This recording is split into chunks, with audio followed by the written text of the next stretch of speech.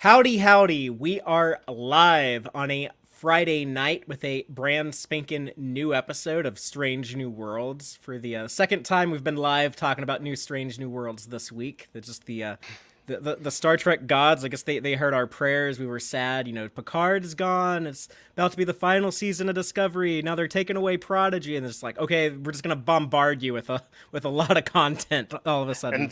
And that ultimately better include the return of Prodigy.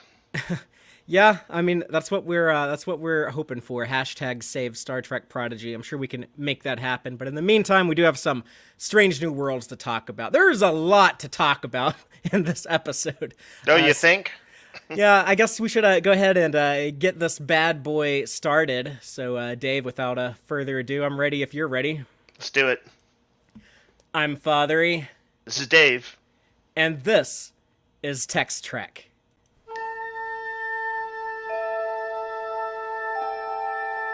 Engage.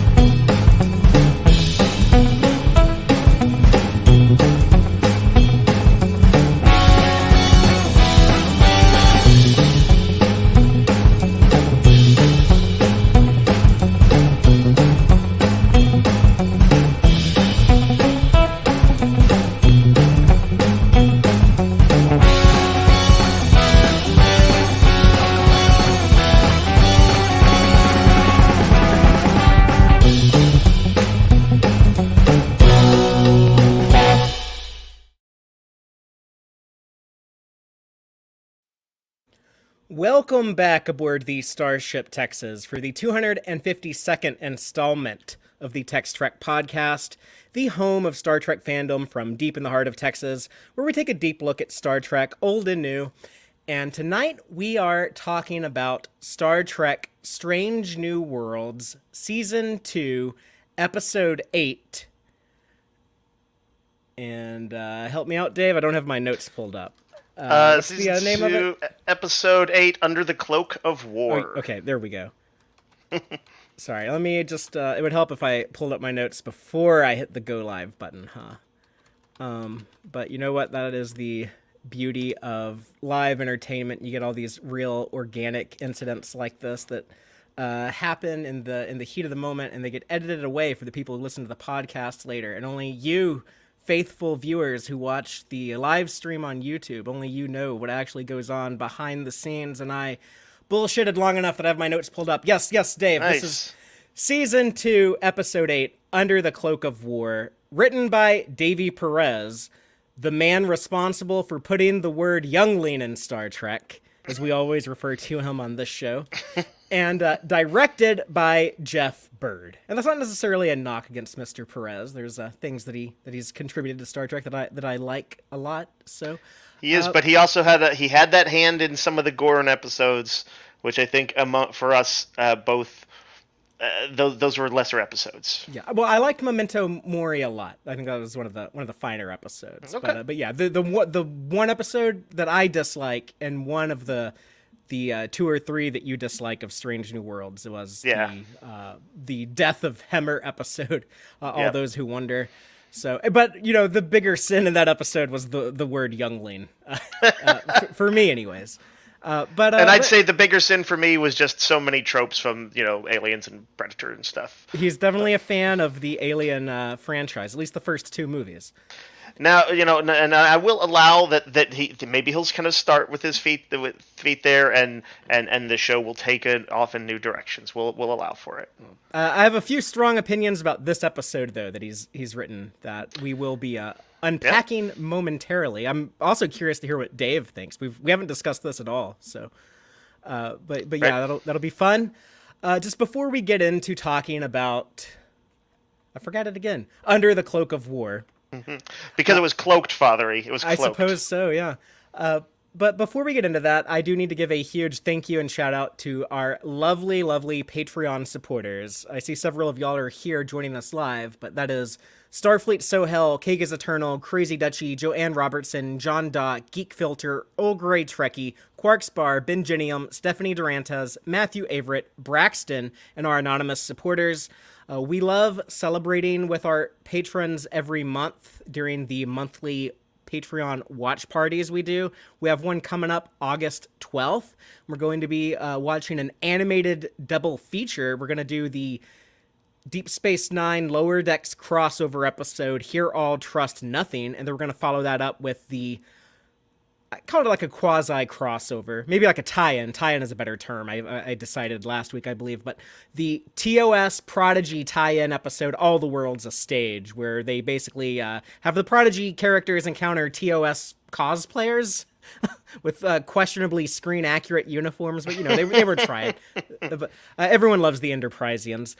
But They're yeah, great. that's gonna be fun, and a lot of people don't have access to Prodigy now, so if that sucks, but we can watch it. I have ways we can get together and watch that, and they're legal to watch in the U.S. now. You can purchase the episodes, which would be a great way if you're able, if you have the means. You can buy the digital only versions of the episodes. They got Blu-rays coming out, and any support you can throw to Star Trek Prodigy, it will help find that show a new home, so we can see season 2 in the near future. And some other news, I will be in Las Vegas in a few days. I'm about to fly out Wednesday, so I'm going to have to pack. Probably won't be able to do that till Tuesday. But hopefully I get everything packed and I make my way over there. We'll still have a live show next Friday. We'll make sure that still happens. There's probably still going to be a first reaction stream on Thursday. For those who don't know, on the YouTube channel, we were also doing a Thursday first reaction stream with, it's normally our friend Rachel and then some other friends of the podcast / channel that chime in over there. It's been some fun, big roundtable discussions, just kind of, like casual chit chat. Like after you go see a movie and then like you're just hanging out outside the movie theater, and like next to like the little box office area on like the sidewalk near the parking lot, and you're just kind of like talking about it with all your friends and stuff. It's kind of like that. So those have been fun every Thursday, and we're going to try to make sure that still happens, even though Rachel is supposed to be in Vegas with me, but we'll find someone to run it, hopefully. But yeah, all that being said, GalaxyCon. Dave, you think you're going to make it out to GalaxyCon here in Austin? I think it's Memorial Day weekend. No. Okay, Dave's not going, but I'll be there, and there's going to be a lot of Star Trek actors, and there will hopefully be some Star Trek panels and some stuff in the programming. But yeah, if you're in the Texas area, you should come to Austin that weekend for GalaxyCon. I think it's going to be fun. Hey, Father, have they posted any of the panels and stuff yet? Surely that stuff is yet. mostly up. Oh, I would have thought this close they'd have it up. No, I mean, like I just submitted an application. I'm trying to run a panel there, so hopefully they let us do that. But yeah, we'll talk about that as we get closer to September. Just throwing it out there because it's coming up soon. But yeah, so that's all of the important stuff out of the way. Dave, are you ready to talk about some? I don't know, like some like traumatizing, like I don't know. There's some. Yeah, I want to say we got this. We got this with. thing, or we got this. Was that the catchphrase? What Chaplin and Benga said to each other? Even though they didn't always have this, yeah. But yeah, we're going into a dark realm. So whatever, like content warning. I don't know, whatever. Like, yeah. Just you know what I would say, advise, people. There may be varying some kind of more intense varying takes on this. Be nice to each other. It's we're all grappling with this, and it's a topic that could be a little bit. Could be a little touchy for people. So again, be friends. We're all Trek friends here, and we're all kind of figuring this episode out just within a few days of its release. So be chill. Well, before we start getting into it, I'm going to recap it for everyone by reading the official synopsis, so that I'll kind of expand on that with spoilers. But the official synopsis reads: Captain Pike and his crew welcome a Klingon defector aboard the U.S.S. Enterprise, but his presence triggers the revelation of some shocking secrets. And yes, his presence triggers the revelation that Mbenga was actually the butcher of Jagal. That this guy who claims to be like this great, representative of peace was, full of shit. He was a Klingon coward who defected to the Federation and had like this whole cover story, but he seems to be doing good work now. And Mbenga, it's hard to like recap this because part of the intent of the episode is that we don't know exactly what happens. It keeps a lot of things very ambiguous, but ultimately that is the reveal, though. Yeah. Yes. Yeah, and Mbenga has a hard time coming face to face with this guy, and through some confrontation between the two of them, Mbenga does end this guy's life, and appears to be getting away with it. So, Dave, I'll go ahead and give like the first opening statement, unless you really want to go first this week. No, you have fun with that. Okay. And it's kind of like my broad impressions on this episode. Let me ask you, Dave, because I know like sometimes you're especially lately, we've been so busy trying to push out so much content so frequently. Sure. Have you had time to rewatch this episode? Have you seen it more than once? Okay. No, this mostly I do. I really try to. This one was one I was not able to pull it off with. This episode, I think, I hate saying this because I feel like you shouldn't have to like rewatch an hour of television to like get everything in it.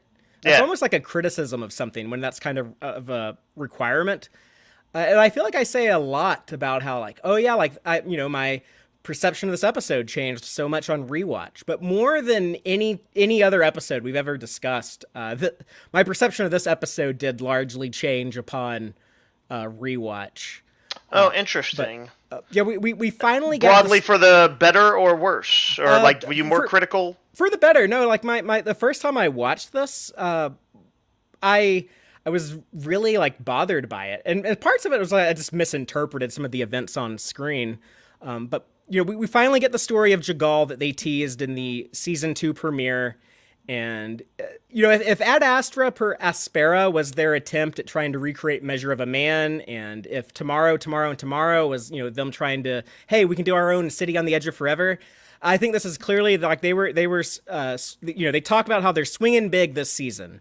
And this was a big swing trying to, okay, we're going to DS9 this show. We're going to do In the Pale Moonlight. And they also throw in a lot of Duet and Nor the Battle to the Strong.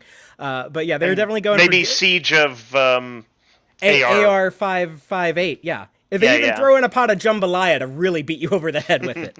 Yeah. But that is, I think, very much what they were doing. I wouldn't be surprised at all if someone says, like, yeah, we were drawing inspiration from DS9. In fact, I would question if they said anything other than that. But the first time I watched it, it really stressed me out because of the elephant in the room, the Horda in the room, the ending, the killing, all of that. And the first time I watched it, I admittedly it was a long day.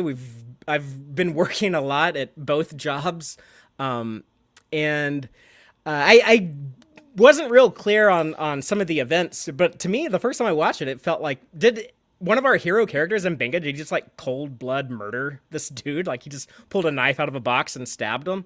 But then like Worf has done once or twice. Yeah. But as I've rewatched it the more I rewatch it, it's actually like it gets more and more ambiguous for me. The more I watch it. But I also get more and more interested in the episode.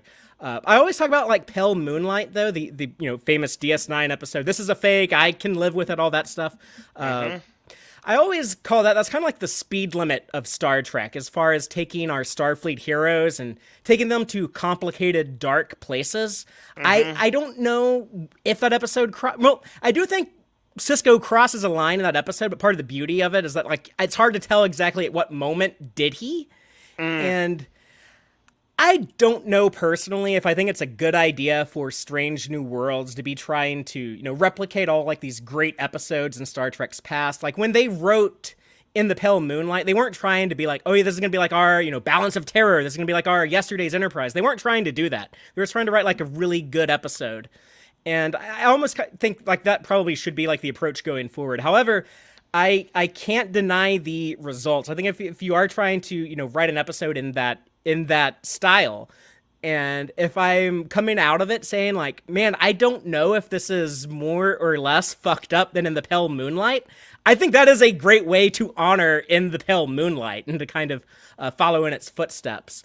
But there was some like really good stuff in the writing and in the direction of this episode, though. The more I've watched it, the more I'm just impressed with like the sophistication of the storytelling. There's so many like little reveals about like Mbenga and like things that he's thinking and stuff that you don't notice the first time because you don't know all the big reveals, and it plays very different the second time. And it is like conflicting because you do see like his anger, his conviction, his resolve that this guy should be dead. He has the knife. He wants to kill him, but at the same time, he also like parts of him wants to believe like, oh, this guy has changed. This guy maybe he can redeem himself because that means I can redeem myself, and I don't have to be the monster that I thought I was all these years. But he's also like, I don't want to kill this guy. I'm telling him like, please leave me alone. Please go away. Please stop.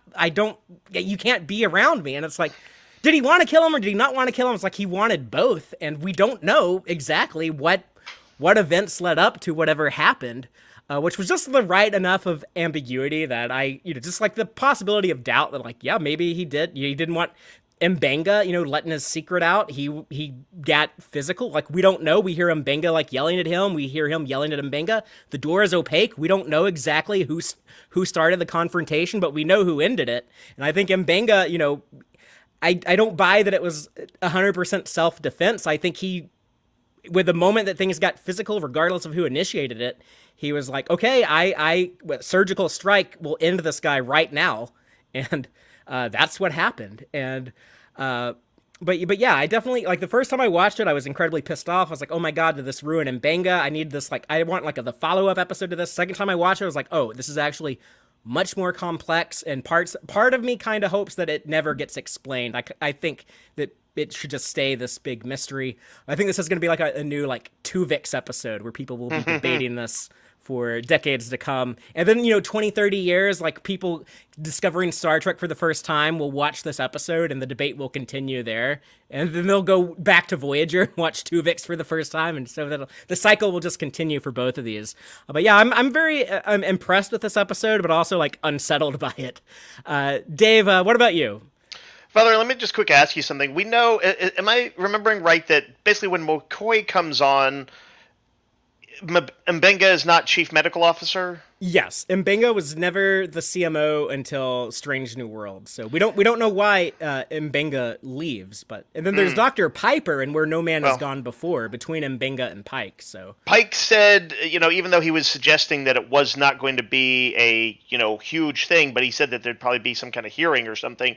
I'm wondering if they're going to touch on that in season 3 and we're going to see this as the stage for his exit. Yeah, I've wondered that too. And just thinking about it to myself the last day or two is just I can see it going either way. I can see it like they don't follow up on this stuff that much, or they really do, and they have kind of an ongoing arc. We'll just have to wait and see. And unfortunately, it'll be a long wait because we're not getting season 3 until 2025 probably.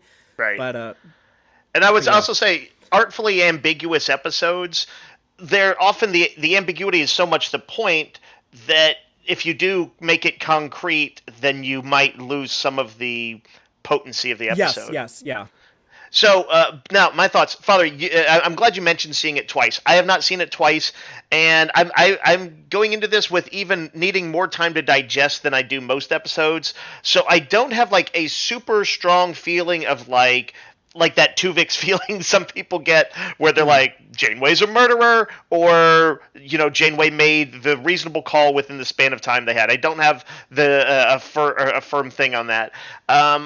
Because I will say this, just in watching it the one time, I was like, well, this episode seems extremely focused, but it's actually grappling with a whole lot of different themes, so that if you break it up, it's like there's PTSD in there. There's a sort of soldier perspective versus civilian perspective, between Mbenga and Pike and other people. We've got war crimes and what the limits of forgiveness are. We've got the role of lies and propaganda, both in war and in post-war times.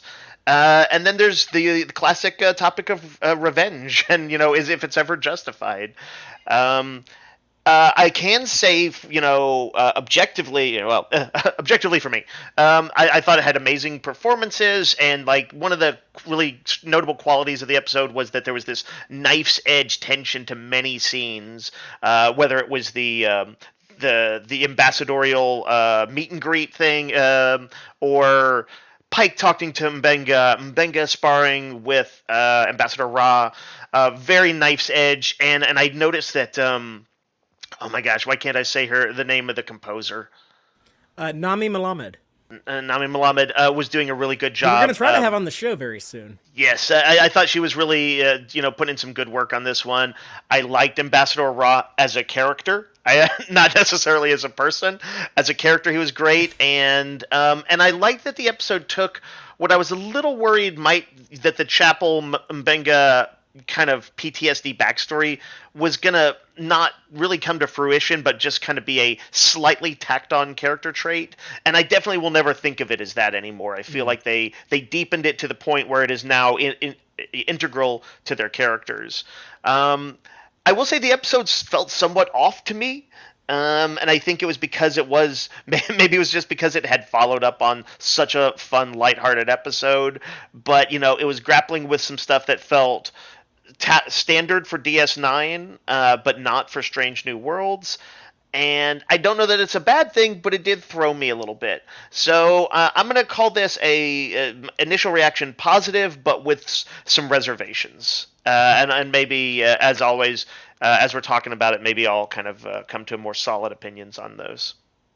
Yeah, and it sounds like the common ground between the two of us is we're both kind of impressed with the craft that went into this episode, but also like kind of freaked out by it. Is that Yeah. fair to say?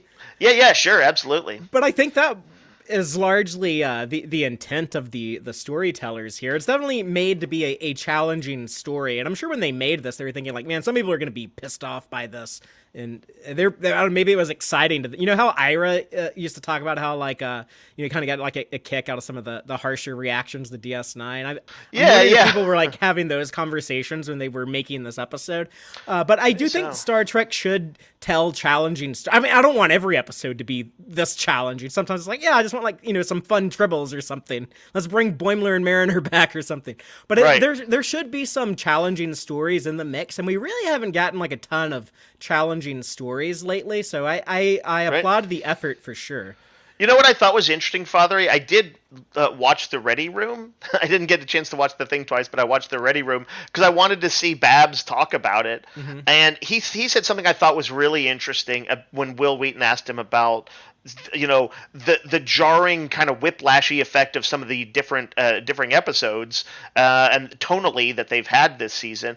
And Babs was like, well, isn't that's kind of how life is sometimes? You can, even in the space of a day, feel as if the genre of your life bounces around between comedy and tragedy, let alone a week, a lifetime, and all that.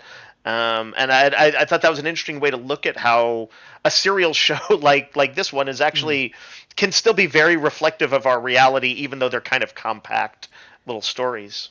Yeah, I mean, I think DS9, to bring it up again, is another great example on having a wide tonal range where you can do like, goofy Ferengi episodes and then do your grim, dark war tragedies, and you bounce back and forth. And I actually don't mind Strange New Worlds doing that. It's going to be really weird when, people are binge watching this in the future and they're like, okay, I'm going to watch the Lower Decks crossover and then I'm gonna watch like the musical. Those are both gonna be fun. And then like in between them, there's something called Under the Cloak of War. So whatever that is, I'll see that. So and they sit down. And those are the 3 episodes they watch. Oh my god!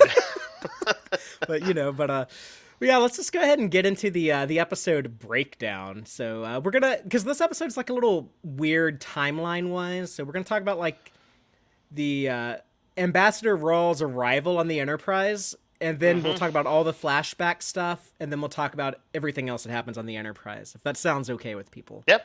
That seems like as solid a structure as any for an episode that very deliberately bounced around in time. Because I am not used to episodes of Star Trek being structured like episodes of Lost, but we can work with it.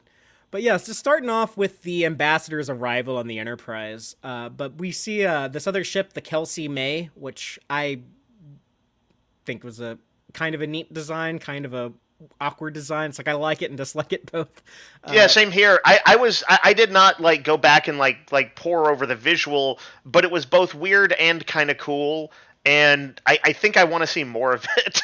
Just let's go ahead and bring that into some other episodes. It needs to be in there. Some more thoughts on that at the end of the show in the Gorn eggs when we talk about the Easter eggs, in jokes, and continuity connections in the episode. Mm-hmm. But yeah, we have the Admiral's arrival followed by a tour of the Enterprise. I did like Admiral Rawl very much in the the first 20 minutes or so of this episode. I was like, oh, this guy seems all right. He's kind of a weird design with I think it was like the dreadlocks look a little off on a Klingon, and then like his forehead bumps look a little off. I think if they had just gone with one or the other, but just like both are like a little too weird to have both of them. And like the scale mail armor that he's wearing, it's kind of like like Captain America in the comic books, he wears a suit that looks like it's made out of that material, but it's like blue instead of. But Father, you know gray, what he's probably visually, I bet what they were trying to do, and it would make sense for what he was trying to do, is have like Klingon martial culture, military stuff, but with a softer, like more Federation style robe over it. Yeah, kind of a more chill Klingon. Yeah, like, he looks like friendly old Grandpa Klingon. There's immediately, I think about him, both an air of like kind of unusual friendliness that's kind of engaging and I think endearing, and then a little bit of a, what is he selling me? At least I felt like there was a little bit of that. He was almost, for a guy dealing with stuff as serious as he was, he seemed a little too upbeat. That's funny. When I was watching it, I immediately thought he was like trustworthy. Like, I was thinking, like, oh, he might turn out to be a jerk. Like, I was keeping that in the back of my head. But I was just kind of, like, expecting him to be nice, Like, I thought, because Star Trek kind of, like, they kind of do, like, that subversive thing where it's like, oh, you think the Klingons are all bad, but here's a friendly one. So I thought that's kind of what they were going to do here. But it's actually, like, they subverted the subversion. Right. Which was another DS9 thing. Now, to be fair, Deep Space Nine did not invent subverting things, right. But for Star Trek, it kind of did. They kind of made themselves known for it. Right.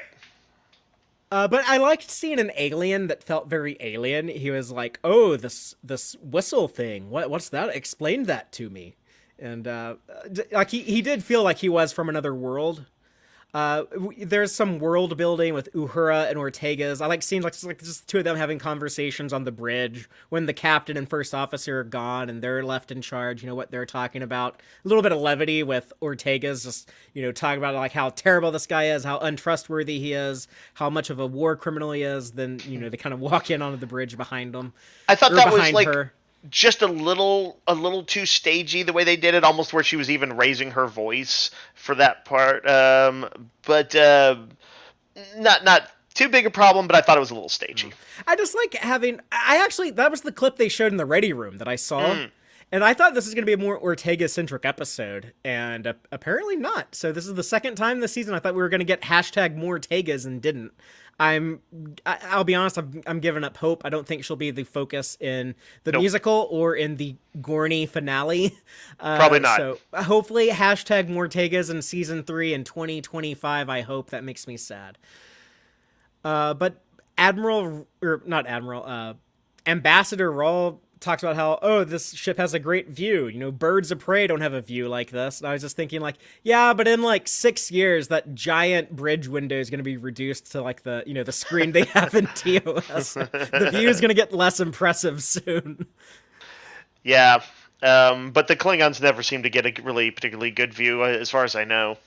You have a Spock in the port galley synthesizing some Ractigino. I guess this is the first time they tease like there might be more to this Klingon. When it's like, oh no, is he gonna get like mad? Is he gonna like because you got to remember how gruesome the Klingons were in season 1 of Discovery. So it's like, man, like this Klingon like burnt his hand with this coffee. Is he gonna like rip Spock's head off like right here in front of everyone or something? Like Spock is like pretty.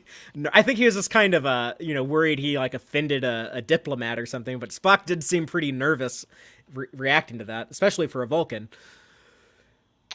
Yeah, Spock was mostly this whole episode. Interesting, tonally, he was on guard sort of this episode. He was nervous. He was not kind of coming from a place of strength, and I think that's interesting. It's just where his life is right now. He's worried his relationship with what do you call it? Chapel. With Chapel is kind of rocky. His interactions with his fellow crew members is kind of awkward right now. His ambassadorial stint is a little awkward. So yeah, it's not a great day for Spock. I bet he hated that day. But then when we get to sickbay, because Pike wants to go treat the VIP's hand. Let's go have the doctor check it out. It's like, yeah, like you're taking him to the wrong fucking doctor, buddy. Man, I forget what it was. There was some bit in one of the previous episodes this season where I think somebody, maybe it was because when Pike goes in to take down the dude in the Lotus Eaters one, and I was like, Babs staying behind probably saved that guy's life. If he had been the dude fighting him, that he probably would have cleaned his clock, and that would have been the end of the Lotus Eaters dude. But yeah, they came to the wrong sick bay.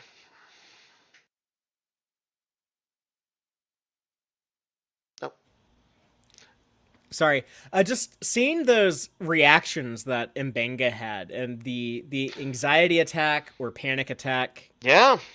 I'm still not sure what the difference is. I've been told that I've experienced both, but I don't know which one is what. But anyways, like whatever was going on with him, it had a very physical component. Yeah, it was like the way that I have to compliment the director of this episode. This was his first Star Trek episode, I'm pretty sure, Jeff Byrd. But he's like one of I guess he was like Spike Lee's understudy, and he's worked in like the indie world, I think, and I guess he does television also. Okay.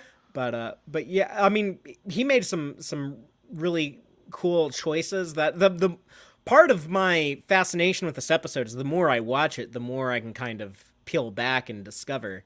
But the cinematography and the editing is also like Dave, you said like the episode like felt off to it, and there's some like very unusual choices or stylistic choices, I guess I should say, that for me kind of contribute to it feeling like intentionally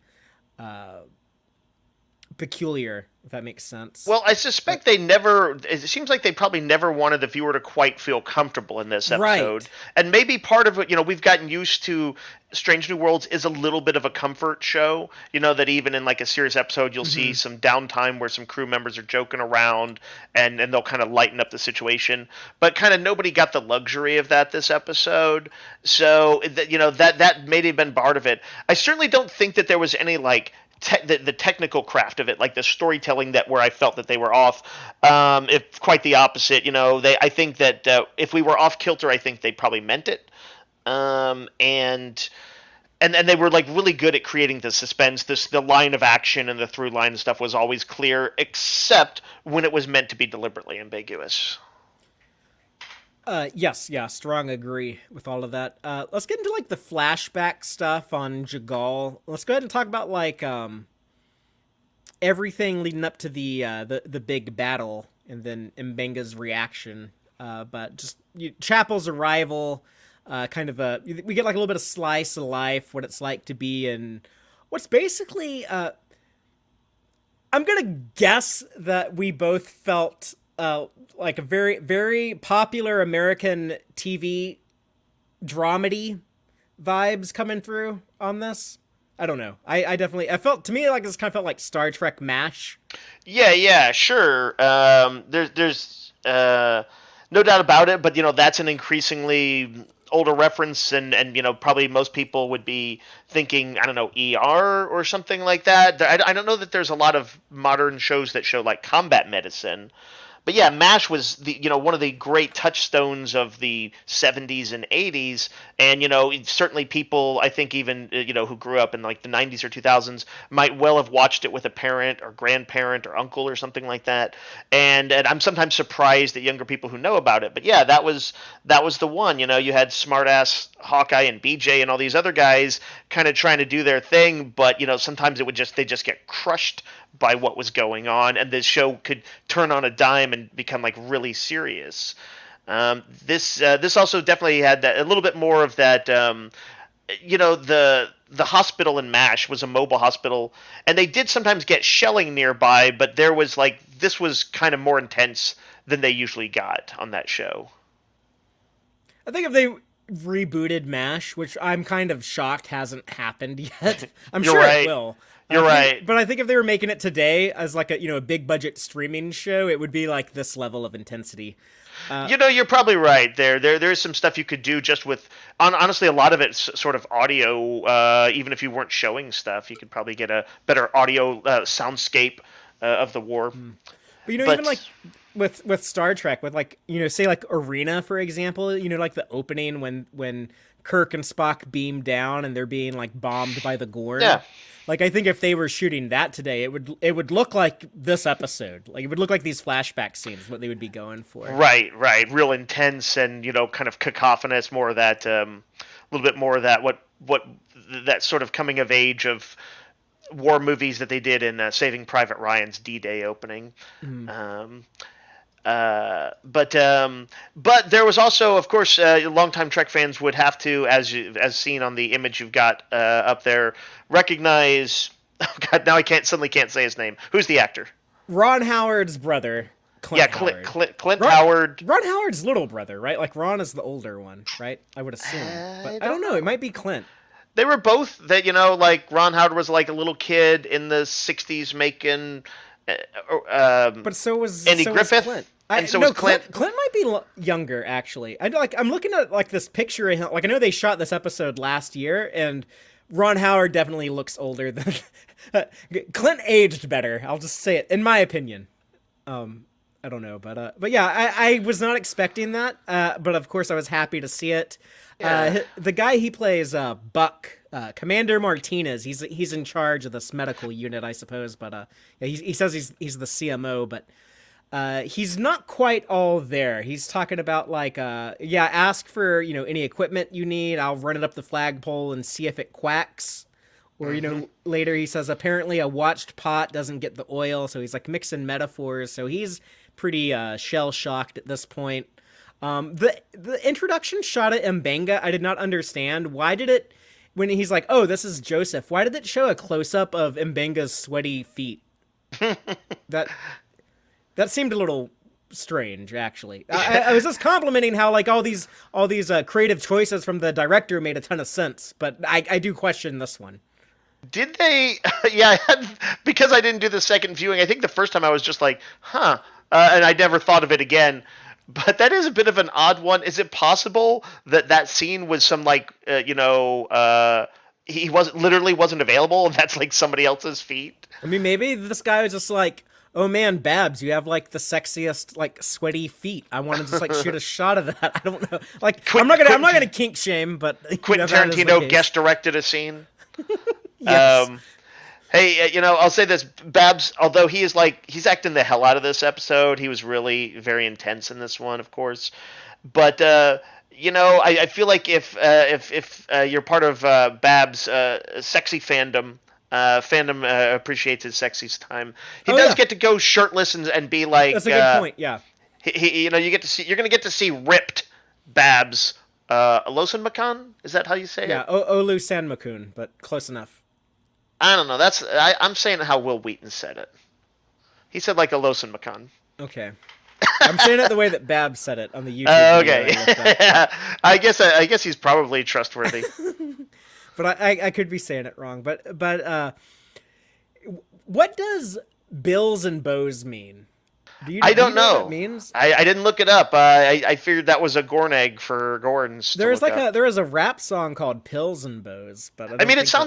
it sounds like an old military term of some I sorts. would love that if that's the case because it's in the vein of calling your doctor Bones, which was an old Civil War thing. They used to call doctors Sawbones or Bones because they often would have to amputate.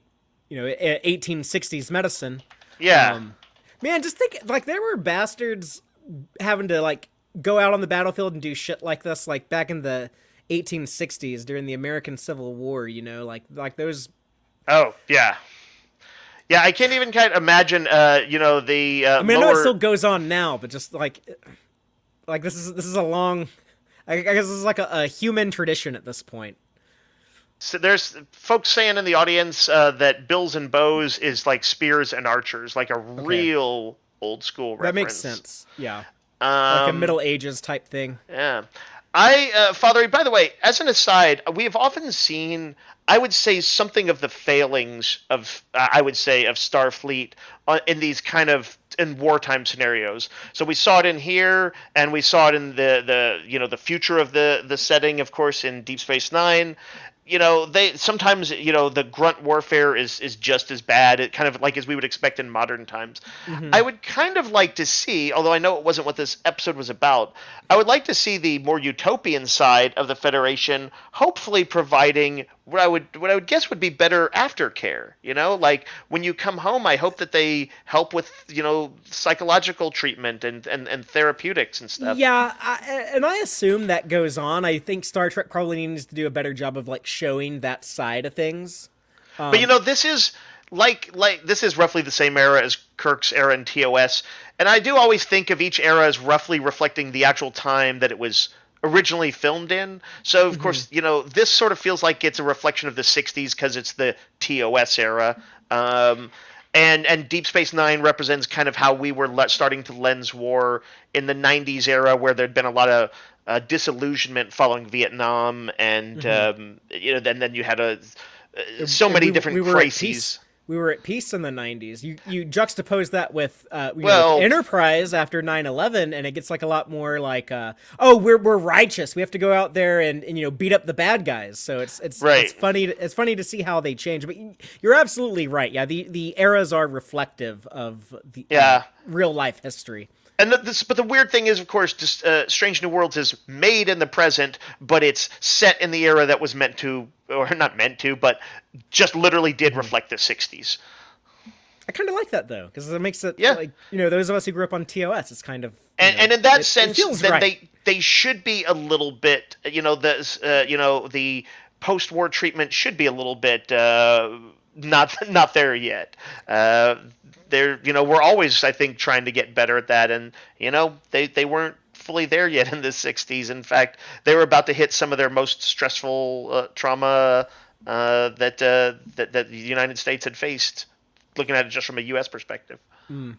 But I do like how they pretty quickly they show us Chapel and Mbenga working together. How like they formed this bond, having to work together under incredible duress. Hmm. The injured soldier Alvarado, who they're like, oh, we don't have like an organ regenerator, and they actually say all his major organs are so it's like, man, like the Klingons, like they shot like his liver, his kidneys, his lungs. That's like they were. Those are some evil assholes, those Klingons. But Yeah, there's probably Mbenga, some non-Geneva Convention approved weapons. yeah, I'm they don't gonna give a shit guess. about no Geneva Convention. But yeah, it was cool when they showed like Mbenga was like, oh, I know this secret medical life hack. You don't want to treat this guy today? No problem. Stick him in the transporter buffer and you can treat him tomorrow. And it's like a procrastination form of practicing medicine. Uh, but no, I like that they're like, that's actually like a pretty rare thing to be able to pull that off. And Benga's he's got like a little like, technical know-how to be, because Chapel's kind of surprised, like, oh, you can do that. So I kind of like that, explaining like why he would do that with his daughter. Good Yeah, continuity. that was a neat tie-in, and also like we're gonna generally find out that Mbenga is he seems like a guy who for better or worse, will think outside the box. He Oh has yeah. apparently come up with a super soldier drug to use for emergency Yeah. scenarios. He figured out how to use the pattern buffer and do this very risky sort of thing. This and then he takes he stabbed a dude to death. so he if he sees something that needs resolving, he will find a way to resolve it. It seems. We were talking about this episode being like a little subversive a second ago. It did get like a little predictable when I met this guy, Ensign Inman. I'm Yeah. like, okay, this guy, they're gonna patch him up, and then he's gonna like go back out to war, and he's gonna die, and it'll make us sad.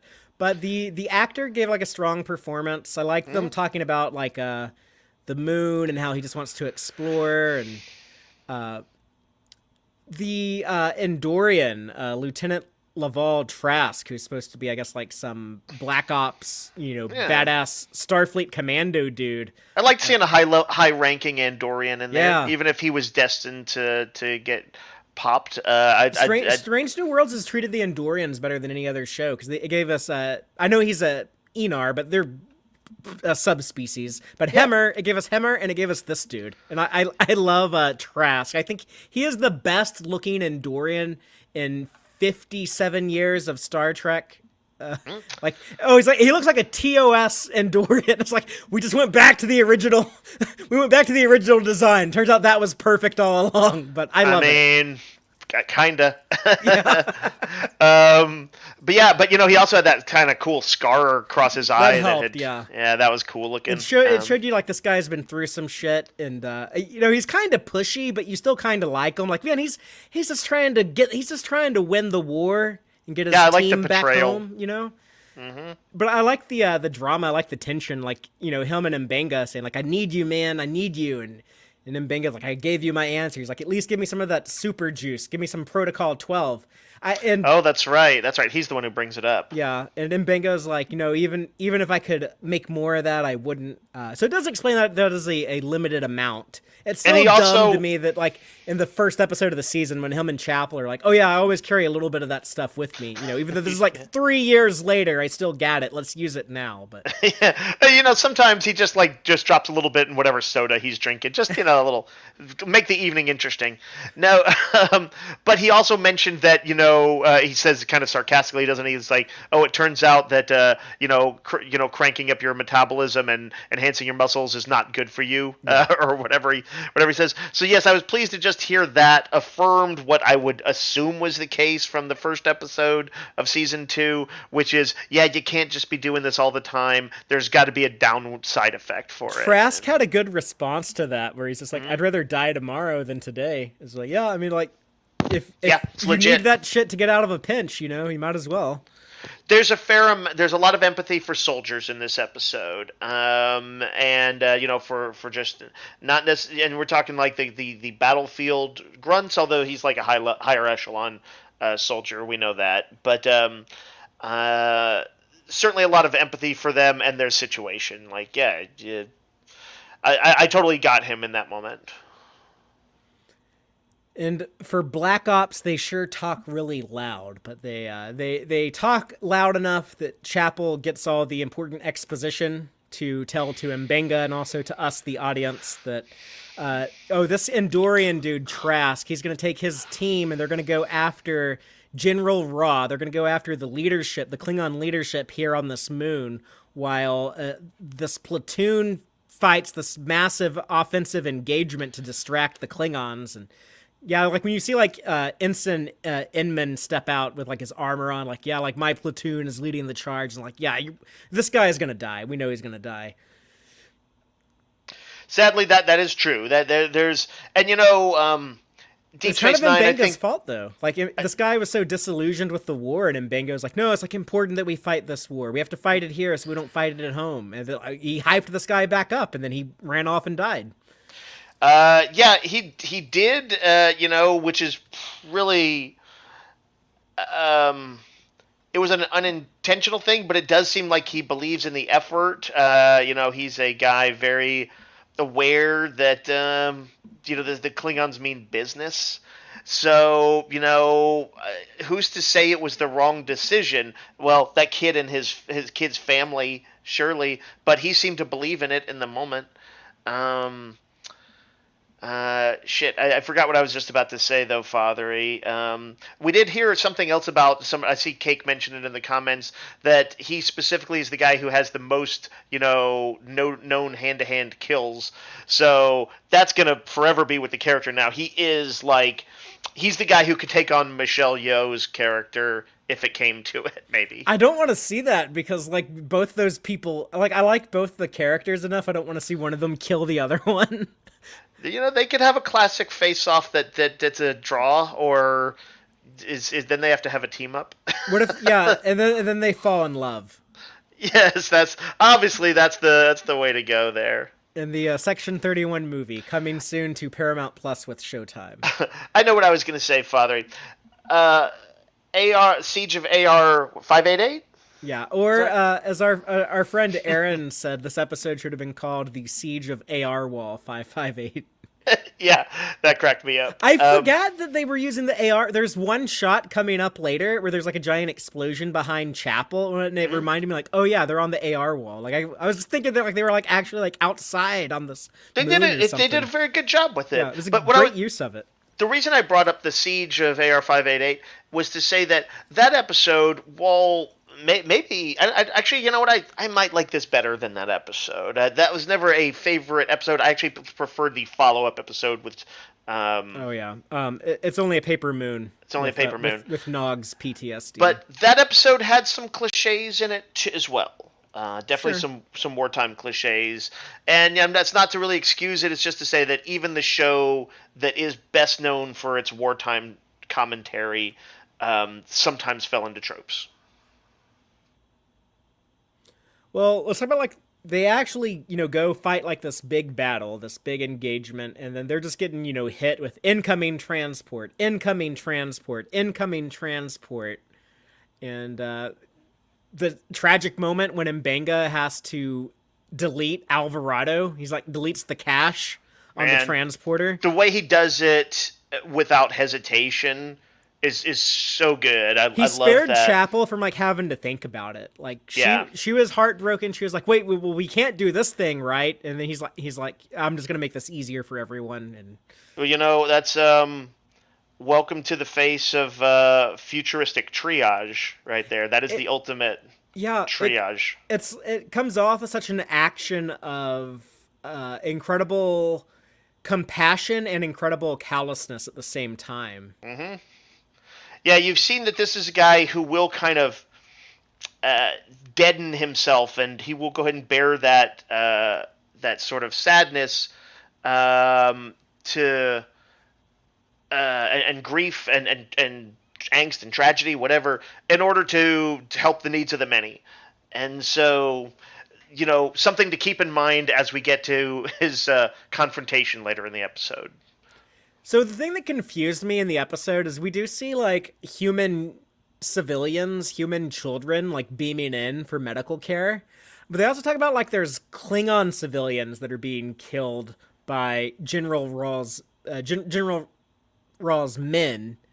So are there like human colonists and also Klingon colonists like both on this moon? It would appear to be the case, which seems weird to me. I kind of wish we had more details with that, and I also wish that they had shown and not told these war crimes. I wish that I don't know, maybe they had cold feet after season 1 of like people don't really like seeing like tortured children on TV, so maybe we shouldn't show this, but I would have showed that guy like killing families and stuff. I don't know like how you can still, by the way, graphic it needs do to be, something but like that and keep it from being too grisly. Yeah. It's the equivalent of like in Vietnam movies, they will sometimes show troops going into like a Viet Cong village with flamethrowers and burning things down, but it's shown at a distance and you're like, well, war crimes are occurring here, but they pull it back a little bit so you're not seeing the nitty-gritty, you're not seeing individual deaths. I do think there's a way they could have shown it. I'm sure that would have bumped up special effects, budget. But I kind of agree with you there, Fathery. And also, I know you don't want to spend a whole lot of time on the logistics of the mission. This is not quite. This is not a military show. But I could have used a few extra lines to kind of explain the situation they were in. Even like I don't remember if it was Jill or somebody else was wondering like, yeah, why don't the Klingons just blast some stuff from orbit, or I guess the Federation for that matter. Presumably there's something about the infrastructure that's worth hanging on to. I know it's supposed to be a pointless city on that moon. Like, I don't know Did if they it's like say a exactly Klingon why city or a human city or what it is, but did they happen to say why it was like why this point was contested? It just looks like a kind of a worthless rock that they're fighting over. Right. They don't really say what it's about. But the closest thing they get to that is M'Benga tells Inman, he's like, if we let the Klingons conquer all the colonies in this sector, they're not going to go back to Kronos. They're going to keep coming for us till they get to Earth. So it's important that we fight them. We got to stop the disease here. We got to stop the cancer before it spreads. Yep. I think they didn't want to probably say, oh, the place there is justified. What they wanted you to know is the consensus was it was a meat grinder that was ultimately purposeless and had no major help to the war. So it's it makes it all that much more galling that we're losing troops and everybody and civilians are dying. I think that was the one thing that they wanted to make sure you got out of it. But M'Benga does give Chapel some Protocol 12, and I almost wanted like a little line of dialogue that's like, "Don't use this until season 2, episode 1, and we'll both take one at the same time. It'll be totally lit. It's gonna be fun. The camera's gonna spin upside down for no reason." Now, Father, I presume I assume she had done it before that at some point at least. Not that we've seen, but yeah, maybe. I don't know. I mean, I know she's gone through probably all the sort of normal combat training you'll get in Starfleet, but it seemed like she was had put some special effort into it. Maybe I don't know. She just seemed to take it casually enough that we do see her with some combat skills in season 1 when Captain Angel took over the Enterprise. Who we know is coming back in season 2, so she's either going to be in the musical or be in the Gorney finale because we haven't seen her yet. Boy, if she's in the musical, that's going to be nuts. But you know what, Father? I just remembered. We're seeing them. The character Angel uses they, them pronouns. Okay, yeah, that's but fair. The actor uses they, them, or she, her, I think. Correct.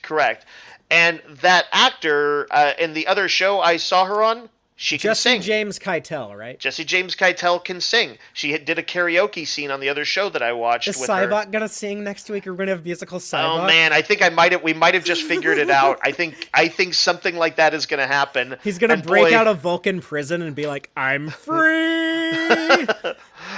I'll tell you what God needs with a starship. Oh man, I hope it happens. Yeah, I really do. I'm looking forward to M'Benga singing about stabbing diplomats. A little gallows humor for the episode. It was at that moment though when I realized they were on the AR wall. It was after he handed Chapel the Protocol 12. He's like, "Here's like a device to beam me up, but I'm gonna go kill all of these assholes." And then as he walks away, and Chapel's even like cheerleading him. She's even like, "Yeah, go make them pay." But when there's like an explosion behind her and it's like very like Vasquez looking rocks in the distance, I was like, oh, this whole time they've been like outside of the AR wall. Just the illusion just made me think they were like actually outside at nighttime. I didn't realize they were like, like in like a little studio stage with a giant screen behind them until this very moment. So it's a cool shot there. Yeah, that was a good shot. I will say I didn't love her doing the make them pay kind of thing because that felt like 80s action movies like, Rambo, Bring Our Boys Home, or early 2000s jingoistic Jack Bauer, make those terrorists pay for killing our daughter. I can see that. I think just like after like that montage of like all the trauma they were going through trying to treat trauma, it's just I thought it was forgivable. Like it felt real. It felt natural. That if anything feels like the show's thematic, it is what is forgivable. How much terror do these people have to endure and then turn off all their memories and angst of it for us, and us to say, oh, it's okay. You have to extend the olive branch of peace. This is again something they touched on in other treks. Kirk has dealt with it too, of course. Mbenga also says he doesn't want to go home to his family changed, and then he admits to, like, I guess, like, there's no preventing that. I'm already fucked up. I'm already past the point of no return. Yeah. When they first show these flashbacks of the Klingon warlords, the 3 warlords that Ambassador Raw took credit for killing, but it's actually Mbenga, they play fair with it. They show in those quick shots. You're not really going to notice unless you are freeze framing, but they do show it's a guy in a Starfleet uniform with, like, wow, Starfleet gloves and armor, and like the deltas on his sleeve and stuff. So they play fair with that. I also love that they, like, I know Discovery said that the Klingons shave their heads during war, and they're all bald during war, and that's why they look so ugly in season 1 of Discovery. But this episode just chose to ignore that, and it showed some.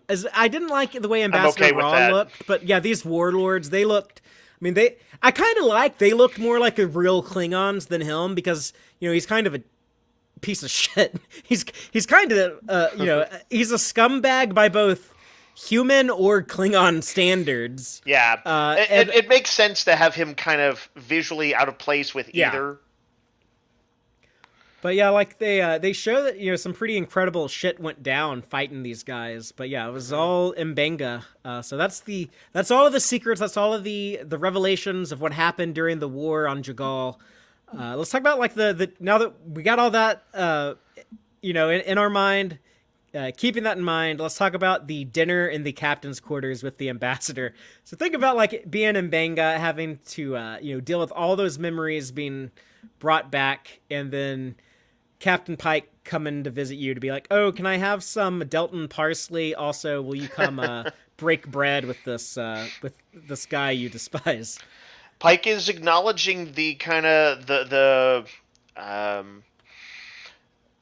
moral or, like, morale and propaganda side of the post-war era with this. He's like, hey, we need you to make a statement by showing up. Did you end up with any? Did you feel anything like? Did Pike go down at all in your esteem for being that guy? I think they did a really good job balancing the line of Pike both felt supportive of his crew and aware of their own issues, but also he's looking at the big picture. He wants things to work out for the best, and at his heart he is an optimist. The episode also acknowledges, and I think the character Pike even acknowledges it a little bit, but because he was spared the war, a plot point from Star Trek Discovery, by the way, that they're remembering in this show, but because he was spared the war, he is kind of operating from a place of privilege, and he doesn't understand what's going on with Mbenga. And this is. Well, go finish your thought, Father. No, well, that's it. Go ahead. What do you got? I'm coming in with a comic book reference. I'll be very as brief as I can. This cannot help but recall to me the one issue of Garth Ennis, the guy who created Preacher and The Boys. People kind of know those from the TV shows, if nothing else. Also, the best Punisher writer that ever. That's true. Wrote that character. He did a comic for DC called Hitman that was about a hitman with some low-level powers, and occasionally touched on actually some serious topics. And in one episode, the Hitman guy... in one issue. Tommy Monahan, what? In one issue. Don't call it an episode. It's a comic. All right. He met Superman, who he really looks up to, and he sees him as embodying an immigrant experience, and he comes from an Irish community and all this. But the thematic of the issue is, like, he loves Superman and he thinks he represents the best, but he also knows Superman is naive, and there's a subplot in it about how Superman doesn't know that Tommy is actually about to kill a guy who's above the law and who, like, beats his wife or something, like, pretty bad. He and Superman have this great talk, then Superman leaves, and then he just shoots the guy because he doesn't want Superman to have to know about what kind of dark things some people have to do. Yeah. That's an amazing issue, and it's like, wow, like, Garth Ennis, you actually, like, understand Superman Like, But it does come with an innate criticism of yes, Superman yeah. as naive. And by the way, the issue, you only get the title on the last page, is called Of Thee I Sing, and there's an American flag flapping on the last page. And if you want to know how Garth Ennis feels about America as a concept, that is the title of the issue is very telling. Anyway, that is why I asked, because yeah, I'd never liked Superman being kind of portrayed as naive, but there's something. It's just kind of true if you that sometimes the people who are able to best hold on to optimism haven't had to experience the worst life can throw at you, I and mean, Pike is that guy. for people who don't know, that's actually my favorite fictional character. Surprisingly, it's someone not in Star Trek. Star Trek's my favorite thing ever, but my favorite fictional character happens to be Superman. And I'll even say, like, yeah, that is that I approve of like that story. I think that's a great story. I've had to struggle with it a little bit, but I think it's a legit it's a very legit take on him, and it also came from a place that seemed like of I think he really does kind of love Superman in his way, but anyway, I don't want sorry to off track there, but I think it actually is pretty relevant. It's so relevant, in fact, that similar to what one of our regulars, Jill 47, I think I saw her comment this on the first reaction stream last night or somewhere. But she said that, yeah, the kind of conversation between Mbenga and Pike near the end of the episode, it felt a lot like Superman talking to Batman. And, like, you know, I guess the stuff of, like, you have the privilege of getting to, like, you know, believe that Yeah. the best in people and stuff like that. I was like, yeah, that sounds like something like Batman would say to Superman. Right, and I think that's fair. You know, legit dialogue that it doesn't truly diminish Pike, but it does reveal something about him. And you know, it's not like anybody would say Pike has had like a field day of life. We know that he knows he's going to end his life seemingly really broken in a lot of ways, or at least that's what he believes. And but it's kind of not the same as having experienced, say, prolonged war and suffering. You know, it's just not the same. Even though I said like Ortega's hasn't gotten enough in really like this entire show, but in this episode, I guess I was hoping for more. But I did like the scene of her and Mbenga talking about like, oh, do we really have to like go in here and sit down with this villain? And I think Mbenga, you know, he's telling her like the stuff that he's trying to like tell himself. He's like, right. but part of him also love when wants people, to believe. I really like when writers do that. Have somebody say something that doesn't feel like what they should say, but is exactly what people do. Is like those kind of things where you like Yes. say try and convince yourself of something by telling it to somebody else. That's good writing. And you know, while they're having jambalaya, everyone just loves Raw. Like Uhura keeps fangirling out; she thinks he's so amazing, and everything.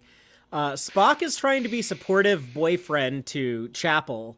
This does build on the continuity from last week's episode, where Chapel might be like, she might be like giving up on you know, any hope of a future with Spock. She might have accepted like oh, I'm never gonna have like a real relationship with him. I think that stuff's gonna come to a head next week in the musical, which seems to have like a lot of romantic stuff going on, and I'm looking forward to seeing it there. But yeah, what they do here is like things are like a little rocky. Spock is trying to be really, because we know he sucks at this emotion stuff. He's not really good at handling human emotions, but he's really trying. He's putting forth the effort. He gets Ambassador Raw talking about something else and stuff. He's like, oh, let's talk about, you know, Klingon literature and Sun Tzu. It's like, you know, Spock has like a Klingon pen pal. I do wish that they made that Klingon captain in the season 2 premiere. I do wish they made that Gorkon. That would make so much sense. Then, like in Star Trek 6, you know, is like Spock could be like, "Oh, my old Klingon buddy, he's Chancellor now. We can have peace talks between me and him." You know, it would have made a lot. But anyway, it's cool that he has a Klingon pen pal, and it's kind of, I don't know, exploring that culture a little bit. And but yeah, you know, as the evening progresses, Ortega stands up and talks about hearing this thing that we all heard during Discovery Season 1, the Remain Klingon chant, and storming out, and then Mbenga and Chapel following. Yeah. I like that this is another one of those scenes that I think of as one of the many knife edge scenes of the episode, where I kind of like, I feel like tend to be a more moderate person, and I want everybody to get along. I have that really strong desire. and so I would have been like in the same place Pike is, and I felt awkward about like I was like, oh man, this guy really is important. He's part of the peace process, and although I did wonder why Klingons would be into him, even though he's Klingon, it seems like he would be very unpopular with them. But anyway, I felt kind of for Pike and those guys in this, even as I was like, yeah, it's like I loved when Ortegas and sort of stood up to him and said what she had to say. There's some interesting tidbits during this conversation, but one thing that stood out to me, he talked about being introduced to that Mil Parmak Kosh text at the age of 7. But the age of 7 is like a Klingon teenager, so that's not Oh, as right. because we saw like Alexander when he was 8, he was like in the army. So, but Right. anyways, also he says that he tells the story of like the Klingon chancellor said how did I come to meet a Klingon speaking on behalf of the Federation, and I simply told him the truth because I told him the truth. So it's like, oh, Laurel. Mary Chieffo's character from Discovery, Laurel, she's not Chancellor anymore. She's been replaced by I don't know, someone who's a him. I thought that was interesting. I haven't seen anyone bring that up before, but it kind of surprised me. I was like, why didn't he say she? Like, why can't Yeah. Laurel still be Chancellor? Are they excising everything that's happened on Star Trek Discovery, or not exactly that, but more of a they removed the look of the Klingons. Are they kind of trying to? I don't think we're going to see Laurel ever again. I guess not. Based That's sort on of too this. bad. It is, because Mary Chieffo is really nice, and Yeah, I liked her portrayal. Even though I've I heard a can lot of I cool can things say about that, her. Like people who know her all say she's really cool. and also like there's lots I like about Star Trek Discovery. It has always had elements of being a mixed bag, but there's lots I like. I don't think I have anything else on the dinner, but the Yeah. post dinner stuff. We get I guess like the dinner kind of culminates in like that tense moment where when Mbenga leaves, he says, "Oh, I'm gonna go help Chapel check on Ortega's," but when Raw grabs his arm. And he says, I heard that you do Klingon judo. I'd love to spar with you sometime." The first time I'm watching this, I'm like, man, like don't do like Dr. Mbenga's gonna want to kill you. And, not knowing how the episode ended, Right. I was thinking that. But when I watch it on rewatch, I'm like, oh. He is nervous. Ambassador Raw, he's nervous. He's like, this Mbenga dude, he was there. He was on the moon. He might know I'm full of shit. I need to get some alone time with this guy. I need to talk to him. I need to figure out what he knows, because I'm living the sweet life and this guy might fuck it all up for me. Yeah, and he's also, by the way, he's very kind of, for all that he's presents himself as this kind of passive, chill dude. He will get grabby when he needs to. Yeah. And he pushes himself, and he doesn't respond to people's requests, their boundaries, their space, and stuff like that. He suddenly becomes the sort of kind of narcissist, this is about my personal journey and my legacy, maybe a lot more than he changes from being the kind of easygoing nice guy he seemed to be at the first. Yeah, and I think let's talk about like the great Byrd of the galaxy himself, Gene Roddenberry. When you're like, you do like these tours, like you go to colleges and you just like spend decades just hearing people talk about like, oh, like you changed everything. You were so innovative. Oh, like you changed my life. Like look at like this great impact you've had on the world and stuff. Like, I think just human nature, it's kind of hard not to, kind of become full of shit from years of hearing that. Yeah, totally. I once listened to this musician talk who kind of has a hidden identity, talk at length in a podcast about why he kind of hides his identity, and it was like just utterly fascinating. He's a real kind of truthful sounding Irish musician, and it interesting. He's like, I don't want to hear too much how much I suck because that's going to bring me down. He's like, I don't want to hear how much I'm great because then I'm going to start thinking, it's going to change who I am, and I'm going to start looking down on other people and being overly confident. Well, after the dinner, there's some Spock and Chapel stuff, and then there's the Makbara sparring session. The Spock and Chapel stuff, basically, Spock, he's still trying to be supportive, and I understand where both of them are coming from. I get Spock trying to be like, I just want to help you. I see you're upset. I need to find a way to fix that. But I get her being like, there's nothing you can fix. Like, there's nothing you can do. Yeah. She tells him, you don't get it unless you were there. I liked Spock's honesty. He's like, you're in pain, and it hurts me to see you hurting, and I want to help. I'm like, that is like, anybody has probably experienced that with somebody that maybe you can't get to in the moment, or maybe you don't have the skills, knowledge, training, just awareness, whatever it is that can help them. I used to date someone who told me, she said, I wish you would stop being obsessed with trying to, fix things. It's like sometimes things just suck and you have to accept it. Right. I feel like probably that's a thing a lot of Vulcans hear because I think are probably always trying to calibrate a solution. And so that's a very sort of it fits that Spock in particular would have experienced that. That's my instinct. I try to be solution oriented is the term I always throw around, but the sparring between M'Benga and Ambassador Ra, it also plays very different on repeat viewing, but it's always very there's a lot of tension in that whole thing. And the first time, you're kind of like, you're unsure exactly this guy killed all of his men, and M'Benga seems kind of pissed off by that. Like, what's going on? Yeah, I thought M'Benga was going to just shred him. And maybe end up beating him to death, or halfway doing it. Pancaked by him three times. Nice. This old man just slams him onto the fucking floor. Yeah. Klingons are stout, except sometimes the script just says then our Starfleet human knocked out the Klingon in one punch. Sometimes that happens, but right.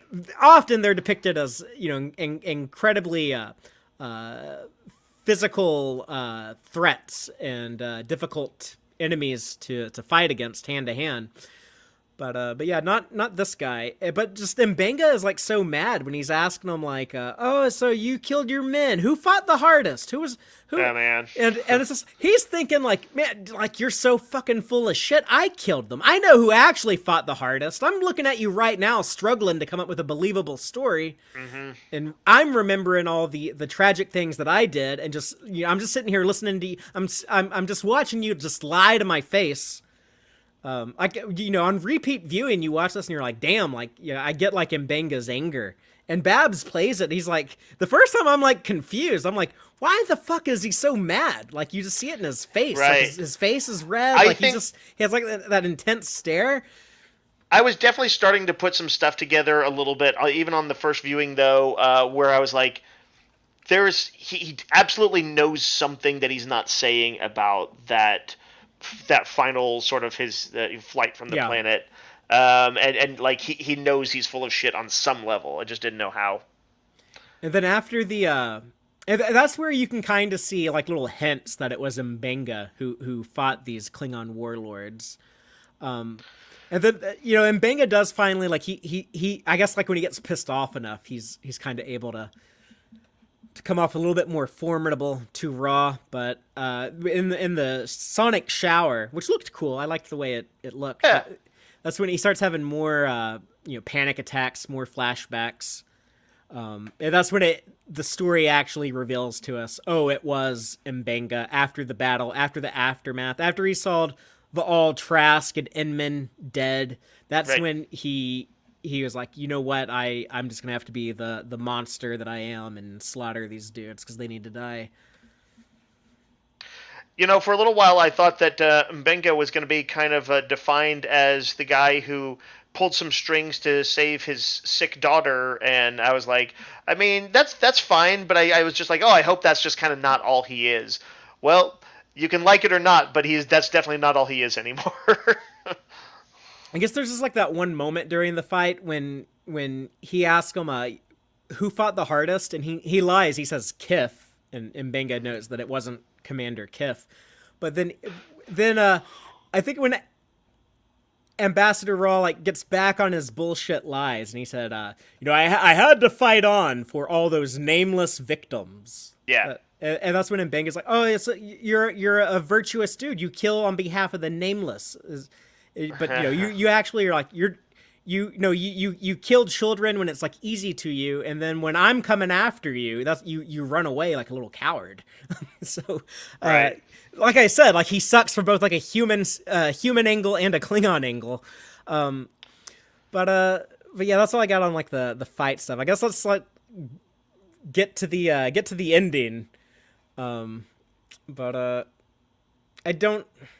I guess I don't have any slides for it, but before the incident in sickbay, Una does tell the captain, like, we should probably get the guy off of the ship as quick as possible. We can get to Starbase 12 a lot sooner if we take the shortcut through the Chintico Nebula. And Pike was like a little bit like, why do you think this is so important? Like, no, he's gonna be fine, right? Everything's gonna be fine, right? And Una was like, I don't know. Yeah, there's a first officer doing their job and figuring it out, in a way the captain was a little too blind to at the moment. I think he's like, I know Mbenga. He's a good guy. I've seen him had a rough day before. He pushes on through, and he is a little bit coming from a place of ignorance and naivete. And at that point, and it's not just Mbenga. Like we see, like the transporter chief is uncomfortable beaming the dude over in the opening. Ortega's has clearly demonstrated twice in front of the captain that she's uncomfortable. Mm-hmm. It seems like Starfleet has made some errors in sort of treating Ra the way that they have, as like almost something of a celebrity ambassador to peace and stuff, when they needed to be walking a finer line with his interactions with the people who think of him as the Butcher of Jagal. I think they did a good job of threading that needle, because I think who this guy kind of comes off to me, he like this war criminal that like you fought a war against, but now he's considered an ally. He's considered on our side. He's one of the heroes and stuff. It made me think of Unit 731 from World War II, and if General Shiro Ishii was the guy in command of that. They did like some really horrific experiments there. That I recommend people don't look that up and don't read it, because it will change your. I'm haunted by some of the things It's pretty intense. It's bad. I have a book about it that I did read, and I often wish that I hadn't, but the most fucked up thing is after the war, the United States, we put this guy on the payroll. We were like, okay, we're actually going to hide every war crime that you did. We're going, because we want like all this medical information that you figured out from these horrific experiments that you did. We will pay you to be like a consultant. He was actually like used by the U.S. military in the Korean War. It's really terrible. The Federation would obviously like there would be no General Shiro Ishii in the Federation, but like I thought they found like a good job. Oh, but what if he was like this Klingon guy who would be like this incredible symbol of peace and diplomacy, and could break bread with the Klingons, maintain peaceful relationship with the Klingons. He can negotiate peace with other races and stuff. Okay, I could see like the Federation maybe wanting to work with him that way. I also bet, Fathery, that he interacts great with the Federation top brass. I bet they think he's, I bet they think he's great because, he's also telling them what they want to hear. Oh, you guys are actually far superior to us. I like your cultural ethos so much better than the Klingons. And so, you got this welcoming Klingon who can seemingly do a lot of good, but who also probably tells them a lot of what they want to hear and knows how to manipulate people. So, yeah, I can kind of see how it happened. Yeah, and I think when he comes to sickbay to talk to Mbenga, I think he's kind of panicked. I think he's worried about like his cover story being blown. But we never know exactly like how, so much of this is intentionally ambiguous, and which I think was the smart move. I think that, and the artful move. But yeah, I get the impression after watching this a few times, when he comes to sickbay, that he's thinking like, okay, they're trying to get me to Starbase 12 early. I really need to like settle things with this Mbenga guy. I can't have him fucking up my cover story. And Right. he goes to him pleading like, I need you to join me. I want you to be on my side.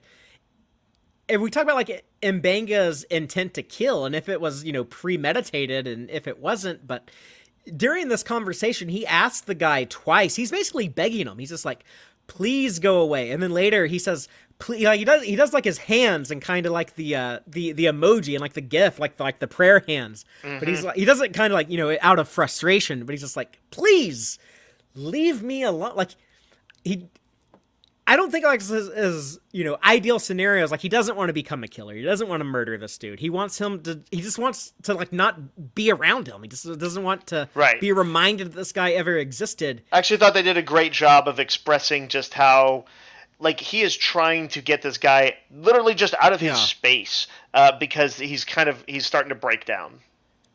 And then when he keeps pushing and just won't accept no for an answer. And that's where, like, when the truth comes out, like, no, like, I am the butcher of Jagal, and I know you're a fucking liar. And Kif didn't fight the hardest. It was Captain Rulis, and you're full of shit, and you're always going to be full of shit. And even after he tells him that, like, Ambassador Raw is still trying to get Mbenga on his side, and he's like, but look at like all the good I'm doing now, like I lied about all that, but I just wanted the Federation to like me and trust me, and like you can still join me, and we can go pretend to be allies, and we could do like a lot of good. Right, he's like, we would actually be, if you come around, it's going to be huge, that we could really turn this into something. But that is not fated to be. Yeah, and even after Mbenga has like the knife box back out, yeah, he still like wants this guy to just leave him the fuck alone. And when we get to like the opaque glass, we don't see what happens. But if you listen to the dialogue with like, if you just watch this with your eyes closed, and then if you do the opposite, if you watch it muted without captions on, it kind of portrays two very different things. Like the optics on it, really looks like Mbenga just kind of just cold-heartedly pulls a knife out of a box and stabs this guy. But if you listen to it, it almost sounds like Raw is the aggressor as it comes like getting physical. Like the last thing that we see clearly before it cuts away is Ambassador Raw does put his hand on Mbenga's shoulder, and we know he's a formidable physical threat. We saw him, tossing Mbenga around in the exercise room. Right. If you listen to the dialogue, Mbenga says, I'm just gonna say the whole thing. I'm just gonna recite this. All right, hit it. Mbenga, why couldn't you leave me alone? Raw puts his hand on the shoulder. Mbenga, I said no. Raw, don't be stupid. Grunting as he says that, like he's maybe attacking or defending. Mbenga, you're a war criminal. Raw, don't you see it? Mbenga, get your hands off. Raw, so selfish a human. Mbenga, don't. And then next thing you know, stab. We don't see exactly what happens. We just get Chapel's Mbenga says don't. Yes, right before stabby stab. So was Ra going for the knife? Was Mbenga saying don't because he was hoping like someone would hear that and it would cover up his murder? I don't know. I honestly don't. Is Mbenga like much of a three-dimensional chess player? I don't think in that moment where he's like clearly probably also experienced a panic attack. Yeah, I don't think so either. But I can't rule it out. I can't rule any of those out, to be honest.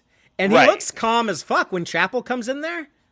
Yeah. So I can give you, like, what I think happened. I think Raw did get, like, a little too physical when he's like, I think Raw And he didn't was want just to leave. like, "Oh, we're done." You I think think Mbenga? I think Raw, he walks into the sickbay thinking Mbenga might be on to him, but not thinking like this guy is actually the Butcher of Jagal. But I think he went into the sickbay with the intent of like, I'm not walking out of the sickbay until I know that I got this guy on my side, because I can't have him fuck up my cover story. Right. And, I think Raw went in there knowing like I'm not going to take no for an answer. And I think as soon as like he crossed the line, I think like as soon as he got like a little too rough. Again, this is what I think. We'll never know probably unless they tell us in a future episode. But when it got to that point, I think Mbenga was like, no, like you're going to attack me. I will surgically kill you in one move right here, right now, because I want you to be dead so bad. And this is like the greatest temptation I've ever experienced in my life. And you're giving me like a perfect opportunity to take action on it. Like, yeah, I'm dropping you right now, which I don't know. That's what I think probably happened. But again, like I can't say that for certain. I don't know. What about you, Dave? What do you think happened behind that opaque door? My sense of it, because Mbenga was unrepentant about it to Pike, was that it was more premeditated than not. But I think it was like he was ready to do that, but like I forget, why was the knife there? Mbenga kept it. He had it. He He in just that box. kept it, and he had it out when they were talking and arguing. Yeah, he had it out, and then when that guy came in, he I think closed the lid on it, and then when he wouldn't leave Mbenga alone, like he opened the box back up and said, "Why couldn't you leave me alone?" Interesting. Yeah, I don't know that I have a precise thing, but my sense is that it was somewhat cold-blooded, but that he tried to talk the situation down and be like, just leave, just leave, just leave. And then at the point where the ambassador grabbed him and got physical, he was like, I am done. He was just absolutely done trying to use his words, Yeah. and he started using his steel. Yeah. And he had reason to do it anyway, and he knows this guy is a war criminal on a and you could say, oh well, Mbenga did committed some war crimes as well, possibly. I don't know. I mean, but certainly not on the level of this guy. And Mbenga grim, went after soldiers. It looked like, right. So. There is a different scope to what Ra did as a general, and what he might have committed sort of in his wartime. And yeah, he didn't go after civilians or anything the way that Ra did. Mbenga's ashamed of killing like these Klingon warriors who their whole goal in life is to die in battle. Right. They're the whereas this guy, we're told he killed children and civilians. I wish that they had showed that just so the difference, the stark difference, would be more apparent here. I just wish it would have more show on that. But maybe that was also intentional, just to make it a bit more gray area. I don't know. I saw Aaron saying that he thought that everyone in the comments, he said that he thought everyone made bad decisions in this, and there's something to that. Like, maybe Pike shouldn't have had that dinner. Maybe hindsight is 2020. Starfleet shouldn't have had this guy transported on a goodwill tour with people who were potentially combat veterans who had like been straight up in the battles he was. It does kind of make the sense of choosing shouldn't the have Enterprise. let him get close. He shouldn't have sparred with him. That only made things worse. So yeah. I get why they would choose the Enterprise for this mission, because that ship did sit out the war, and yeah, like as Pike even says in his log, like most of the people didn't serve in the war. But yeah, well, your CMO was the real butcher of the moon of Jagal. Like that's kind of a big deal. But yeah, no one knew those details.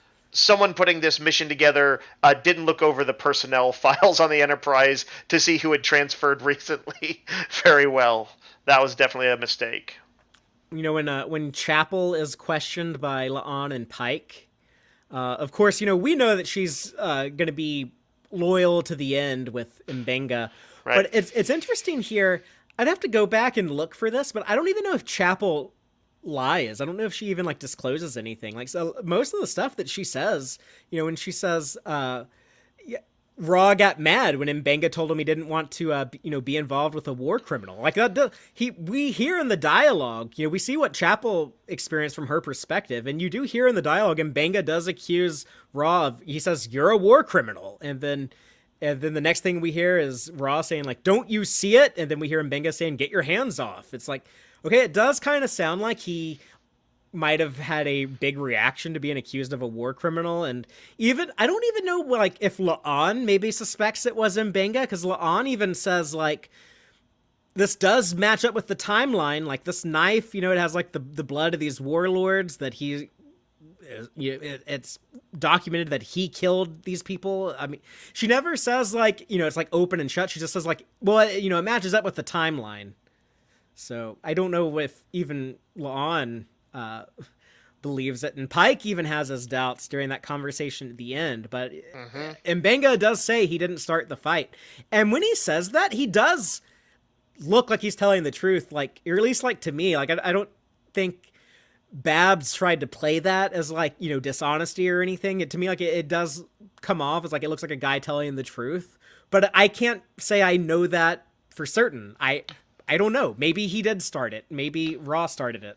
Stress-Free K in the comments had an interesting thought, said Mbenga could have convinced himself that he had the knife out to expose Dakra as a fraud. Like that's another possibility. Yeah. Is like he may, and maybe he did have that. Maybe that was his intent. That would probably be traumatic for Mbenga as well. Like, oh, you're gonna like. Would he even want to do that? Like, would you want to like tie yourself to this guy and for forever in like the face of the public and be like the guy who like comes out to disprove his story and everything? Like that right. It would begin like a testimony process. Which how is many the of those panic attacks would he have then? If he had to. Right. It is the thing that is expected to happen, but to use a kind of maybe I shouldn't use this analogy, but someone who's been sexually assaulted and is called to do a trial. We immediately understand, like, I think this is a grim prospect and is not something that you would really wish on anyone. And so, yeah, I'm not saying that should they go and shoot somebody down in the streets? Probably not. But people who have these traumatic experiences can often be re-traumatized by having to face them and revisit them. Right. And that is the subject of the PTSD is the thematic here, like primary thematic of the episode. I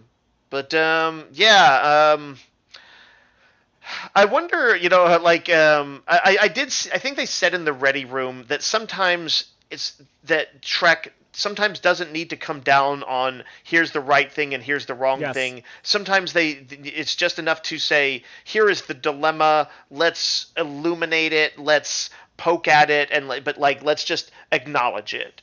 And so that's that was, I think, what the writers were wanting to do.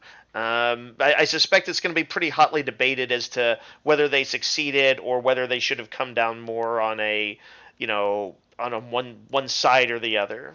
I totally expect this episode to be debated for the rest of my life, unless the stuff gets like seriously like readdressed in a future episode.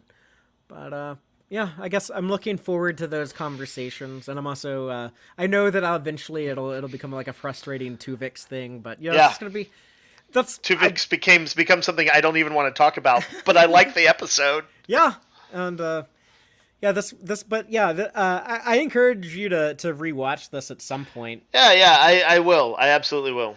Because it really did play different to me on repeat viewings. But yeah, Mbenga's conclusion at the end of the episode is that he's just going to be broken and he can only be managed but never repaired, like his shitty bio bed that got fucked up by the Gorn and Memento Mori. So Davy Perez referenced in another episode that he wrote. I see what he's doing there. But yeah, I talked about like a lot of the directing choices from Jeff Byrd, but also, like the writing, it revealed like a lot of layers and stuff in here. I know a comic book writer that Dave and I both are sometimes not a fan of, but Tom King. Mm-hmm. I almost see like some of Tom King's strengths in Davy Perez. Is he going to be? I can see that. Is he going to be the Tom King of Strange New Worlds? I'll say this: Tom King, even though he's not a writer I like, I actually feel like he's a little bit more ambitious than Davy Perez in sort of structure and kind of. It's more of I guess I a would say freedom in given to his comic writers than television writers, though. Where you right, get like right. long arcs instead of like one episode. It's not just that he like does more formal experimentation with like Yeah. overlapping dialogue from one scene, overlapping different characters, and informing the scene. Breaking the fourth wall, people talking directly to the reader. There's a little bit more formal experimentation there, but I see what you're saying there. I think you're not necessarily on a bad path. It's not a bad thought. Well, maybe we'll get him on the show sometime. Maybe we'll sit down with Davy Perez and talk to him and ask him some questions about his writing. But Dave, you have anything else on this episode before the Gornegg section of the show? Um, I think a minute ago I did have some summation thought that I was going to say, and now I can't grab at it. It'll probably pop into my head while you're right in the middle of the Gorn eggs, so you'll. I apologize if I jump in and say it, but That's fine.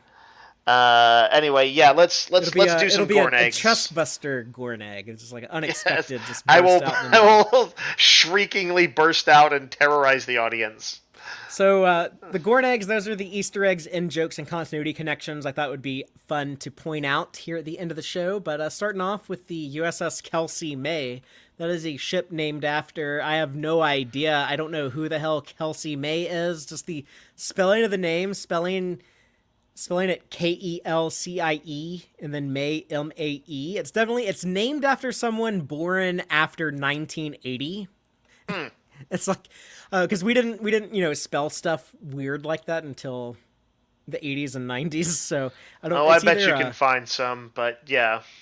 I don't know, but like the design of the ship, I like the deflector dish and the Strange New World style nacelle, but it's like very pointy, like kind of like a Concorde jet to me.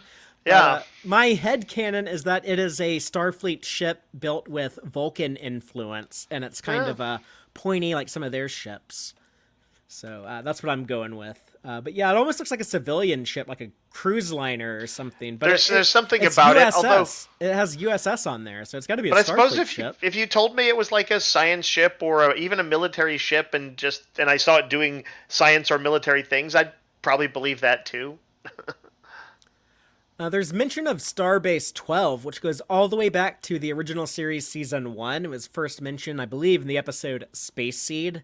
It's somewhere near Romulan space. We've seen it on star charts. We've never actually been to Starbase 12, but it's been brought up in various shows. Just want to point out that, man, we knew this Enterprise that was like close to the close to Cardassian space last week when they met the time portal and the lower decks people and all that, and the Orions and all that stuff that's going on. And now they're like way over by Romulan space, so they're really getting around. The shot of Ambassador Ra arriving on the transporter pad, the way that it started with his feet beaming in and then panned up to his face, it mirrored the arrival of another famous Klingon dignitary in Star Trek VI, The Undiscovered Country, Nice. when Chancellor Gorkon beams over.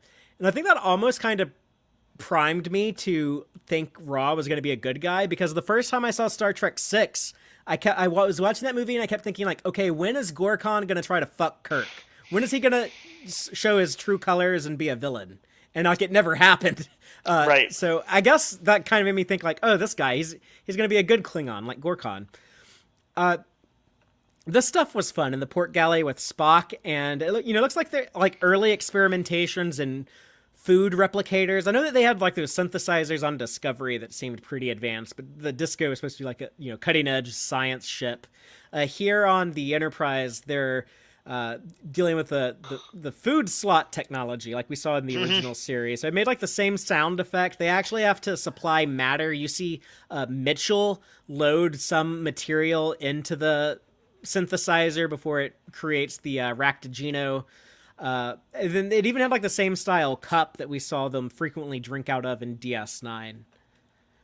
Which I have a bunch of these cups in my house because my ex-partner Antonia used to do pottery, and she was so used to like seeing these cups from me constantly watching Deep Space Nine when Dave and I were covering DS9 that she made a bunch of these cups, and she left them here when she moved out. So maybe I should bring some to Vegas and just give them away to people. Be pretty cool. That'd be yeah. We'll see about that. Clint Howard, as Dave pointed out, appears in this episode, a very pleasant surprise. One of the most pleasant things in this episode. He's been in Star Trek since the original series. He's in the 3rd episode of Star Trek ever shot in the Corbomite Maneuver. He was Baylock, the little kid, or the alien who looked like a little kid, getting crunk on Tranya. He's also a homeless dude in DS9, who also like wasn't quite all there. And he was a Ferengi in Enterprise and an Orion in Discovery. I think he is the only actor, he'll probably be the only one ever, who has appeared in all 3, the original series, multiple Berman-era shows, and multiple current Paramount Plus shows. There will never be another one. Nice bit of continuity. And for me, I don't know that Corbomite Maneuver was the first Trek episode I saw, but I feel like it was like maybe the earliest one that left an impression on me that I really kind of remembered. And certainly the surprise reveal of the alien was a big part of that. It's a great representation of Star Trek. If you're showing it to someone who's not going to judge it too harshly by the alien puppet, and some of the other production designs from 1966. But yeah, it's a great episode to encapsulate Star Trek to someone. The Delton Parsley was a thing that I guess you have to go to sickbay to get, kind of like when Kirk would go down to sickbay to get the Saurian brandy from Bones, from Dr. McCoy's liquor cabinet. But yeah, Delton Parsley. So I guess it's like bald and horny because it's the only thing we know about the Deltons. I don't know if that translates to every bit of food they eat, but sure. No, you start eating it and like your hair falls out and you get super horny. You use it as a aphrodisiac in the after in the food. After Mbenga left the captain's quarters, I don't want to know what happened in there. But Jesus. The character Ensign Inman talks about growing up on the moon in the city New Angeles, but he says like, oh yeah, you call on it Luna Terra, we just call it the moon. That was a thing in DS9, the episode Valiant, when Jake was befriending Chief Collins on the Valiant, that ship that was crewed by the cadets, who they all get themselves killed when they fight that big Jim Hadar ship. But she's talking about growing up on the moon and says that, we all just call it the moon, not Luna. So during the dinner scene, Uhura hears Ortega's recite the Klingon Mach Tok Jock, or however you say it. And she's like, oh, we are Klingon, may we endure? Which I actually checked with my Klingon language expert friend, Callie Wright. People might know them. They're also going to be at Vegas. So I'm looking forward to talking to them about Klingon language stuff in person in a few days. But I checked with them earlier today just to make sure I was correct. But that is the literal translation. We are Klingon, may we endure, what Uhura says. That's the literal translation of Klingon Mach Tok Joch. The way they normally translate that on the shows is remain Klingon. That's kind of like their battle cry that Takuvma started in Discovery. But I loved Uhura not quite getting that. She had like the literal translation. Shows she is smart. She knows like the basics of Klingon language, but she doesn't know like the nuance of it. I think they're doing that intentionally.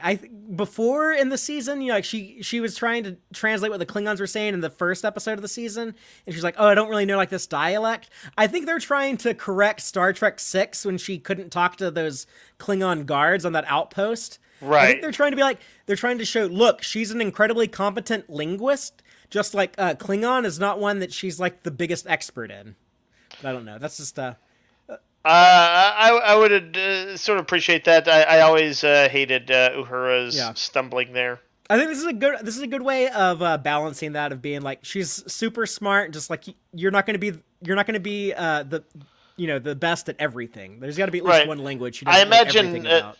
I know some people who know a lot of languages, and you'll still hear like, oh, this one is really hard. Conjugating their verbs is really hard. Whatever. There's always there's some language that presents particular challenges, even if you're pretty good with languages.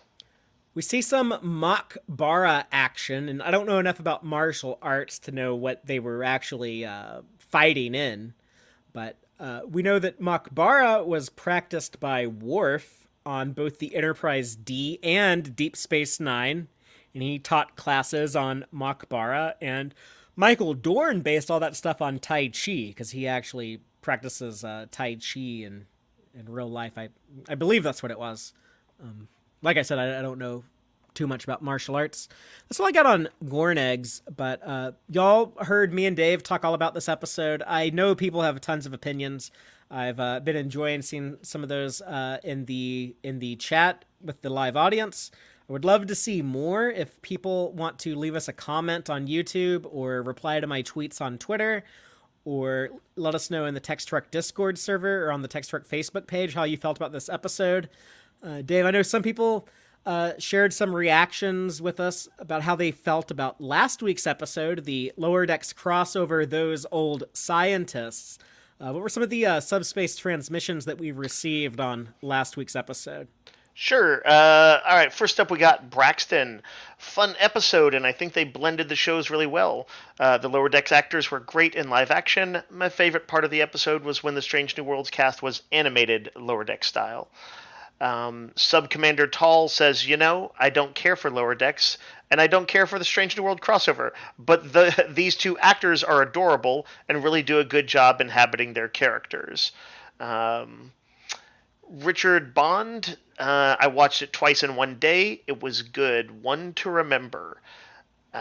Wolfram Hart says, absolutely funny. We love Mariner and Boimler, yet they're train wrecks as officers, but skilled enough to solve the problems they're in. When Starfleet's best has to deal with them, it'll be an amazing show. And lastly, Spotted Giraffe said, who of course was on the show a few weeks ago, says episode 207 explores conflict of generations, racial bias, social progress, and our relationship to fandom and history while remaining lighthearted and hilarious. A deep reflection and incredible comedy. Even 120 years in the future, the kids are all right. Nice summation there. I really like that. Well said, Giraffe. Looking forward to seeing you again in a few days, and anyone else who will be joining me in Las Vegas. But everyone else, y'all will see me and Dave again, and we're going to try to have Rachel on the show Friday, because she's a huge fan of musicals in general, so we got to bust her out for Tex-Trek's coverage of... I like musicals, but I will defer to her expertise, because she came from like the musical theater background and stuff, so she's got the knowledge I don't.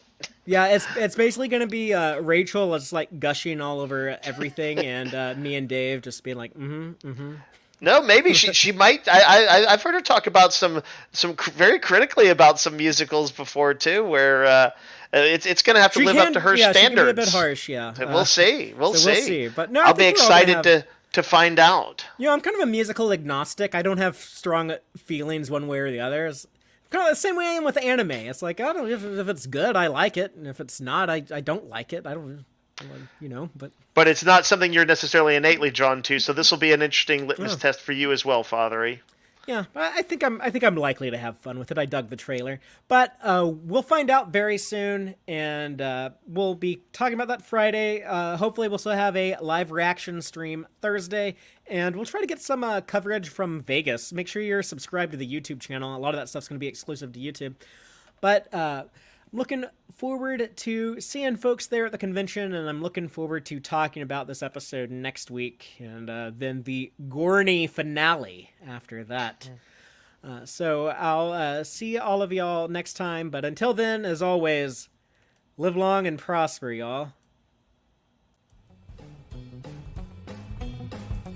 Listen to the Tex-Trek podcast through Apple Podcasts, Google Podcasts, Spotify, or at tex-trek.com. Like us on Facebook at facebook.com/tex-trek, and follow Fathery on Twitter at txtrek. Please support us by liking our videos and subscribing to our channel on YouTube. Thank you and take care.